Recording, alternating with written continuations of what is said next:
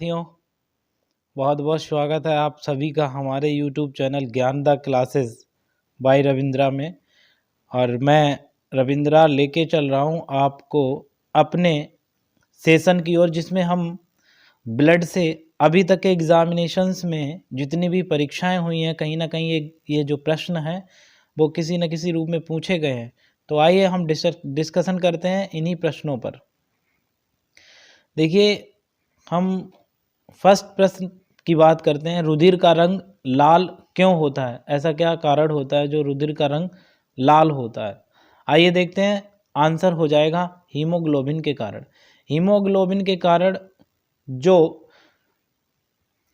रुधिर होता है उसका जो रंग होता है वो लाल होता है। आइए देखते हैं अगले प्रश्न के बारे में। प्रश्न नंबर 2 की बात करते हैं। रुधिर का पीएच मान कितना होता है? याद रखना दोस्तों, हम पहले ही बता चुके हैं कि ये जो प्रश्न हम लेके चल रहे हैं ये किसी न किसी परीक्षा में पूछे गए हैं, तो प्लीज़ इनको हल्के में ना लें। ये प्रश्न वही हैं जो किसी न किसी परीक्षा में बने हैं। रुधिर का पीएच मान कितना होता है? आंसर हो जाएगा 7.4। और हाँ, एक और बात याद रखते हैं कि अगर पूछा जाएगा कि जो रुधिर होता है वो कैसा होता है, तो याद रखना रुधिर जो है वो हल्का क्षारीय होता है। रुधिर कह सकते हैं रुधिर जो होता है वो हल्का क्षारीय होता है। चलिए बढ़ते हैं अगले प्रश्न की ओर। एक स्वस्थ मनुष्य के शरीर में लगभग कितने लीटर रक्त होता है? तो आंसर हो जाएगा एक स्वस्थ मनुष्य के शरीर में लगभग 5 से 6 लीटर जो रुधिर होता है वो पाया जाता है, और इसका भार मनुष्य के भार का 7% होता है। हम कह सकते हैं कि यदि किसी भी व्यक्ति का जो भी भार होगा उसके भार का 7% उसमें ब्लड होता है। आइए अगले प्रश्न की बात करते हैं। मनुष्य में कितने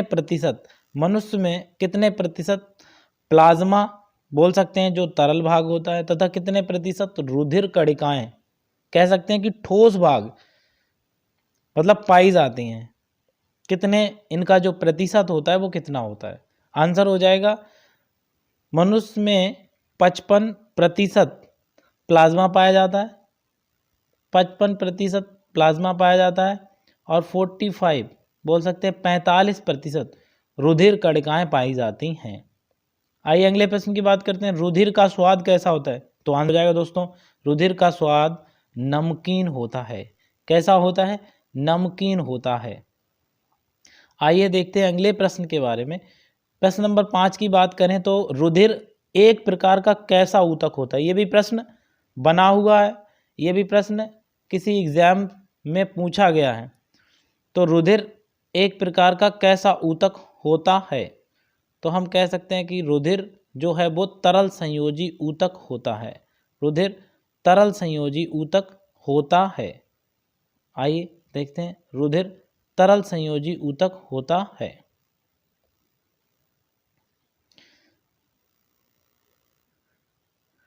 आइए अगला प्रश्न देखते हैं।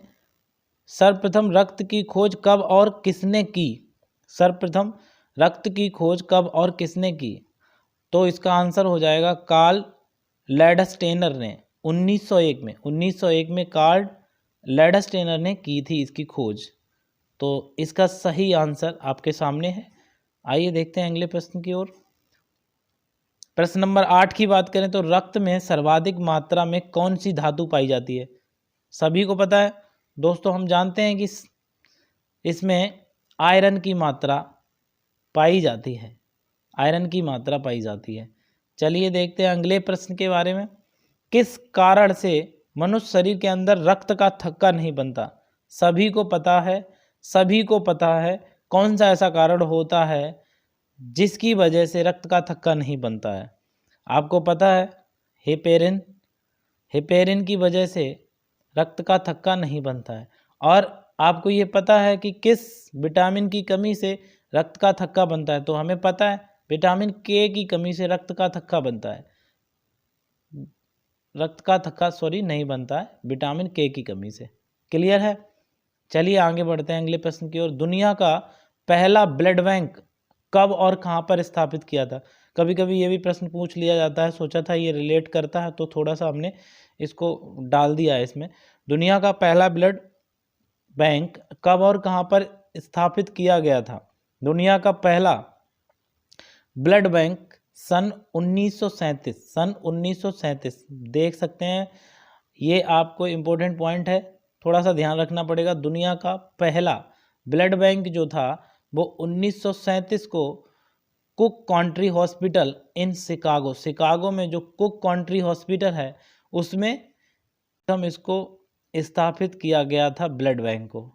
ठीक है, चलिए बढ़ते हैं आगे। और इस सेशन का अंतिम प्रश्न, ये जो 11 महत्वपूर्ण प्रश्न थे जो कहीं ना कहीं रक्त को लेकर परीक्षाओं में बनते हैं, मुझे ये इम्पोर्टेंट लगे और कहीं ना कहीं बने भी हैं, तो मैंने इनको ले लिया। चलिए अगले प्रश्न की बात करते हैं। गायों तथा बिल्लियों में कितने प्रकार के रक्त समूह पाए जाते हैं? तो आंसर आपकी स्क्रीन पे है, आपके सामने है, आप देख सकते हैं। गायों में 800 तथा बिल्लियों में 11 प्रकार के रक्त समूह पाए जाते हैं। जो हमारी गाय होती हैं उनमें 800 तथा बिल्लियों में 11 प्रकार के रक्त समूह पाए जाते हैं। तो उम्मीद करते हैं दोस्तों हम वही चीज़ें लेके आते हैं आपके लिए जो आपके एग्ज़ाम्स की दृष्टि से महत्वपूर्ण हैं, बेहद महत्वपूर्ण हैं।